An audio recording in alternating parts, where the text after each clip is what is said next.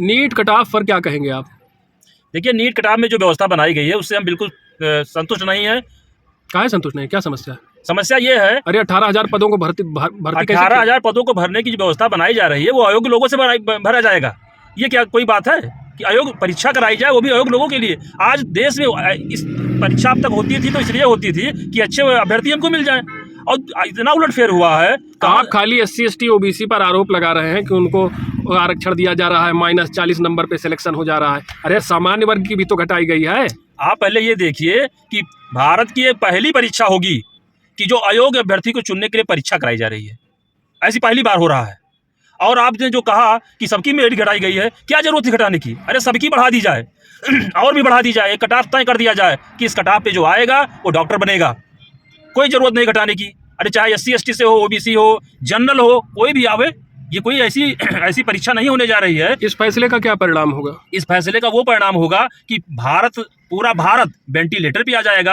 पूरी जो है चिकित्सा व्यवस्था चरमरा जाएगी। त्राहिमाम लोग करेंगे और डॉक्टरों के सामने ऐसे घुट घुट कर लोग मरेंगे। बीमार व्यक्ति, पेशेंट सब घुट घुट के मरेंगे और डॉक्टर ना कुछ कर पाएगा और ना कोई व्यवस्था बन पाएगी उसमें। ऐसे बहुत से लोग हैं जो इस फैसले का समर्थन कर रहे हैं, उनके लिए क्या कहेंगे? अरे जो समर्थन कर रहे हैं वो समझ लीजिए कि भारत को गर्त में ले जाने का पहला कदम उठा रहे हैं। ऐसा फैसला कि अरे आप बताइए कि अच्छे डॉक्टर होंगे तो अच्छी व्यवस्था होगी। आपने सुना होगा हुसैन बैद थे, उन्होंने मरते हुए लक्ष्मण को बचा लिया था। और यहाँ तो जो जिंदा है, अगर खांसी जुकाम आ जाएगा तो उसको कोई और दवा दे देंगे कि मर ही जाएगा वो।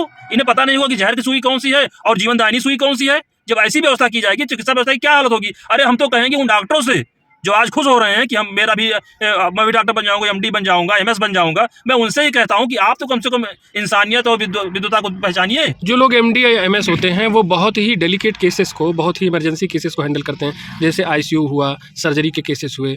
तो अगर इस स्तर पर वो लोग पहुंचेंगे जिनका एकेडमिक कॉम्पिटेंसी एकदम कमज़ोर है, तो इसका क्या परिणाम होगा मरीजों पर और पूरी हेल्थ व्यवस्था पर? देखिए, ऐसा है कि ये परीक्षा ऐसी परीक्षा है कि MBBS करने के बाद जो डॉक्टर होते हैं वो 2 साल, 3 साल, 4 साल तैयारी करते हैं, मेहनत करते हैं, तब ये प्रवेश पाते हैं।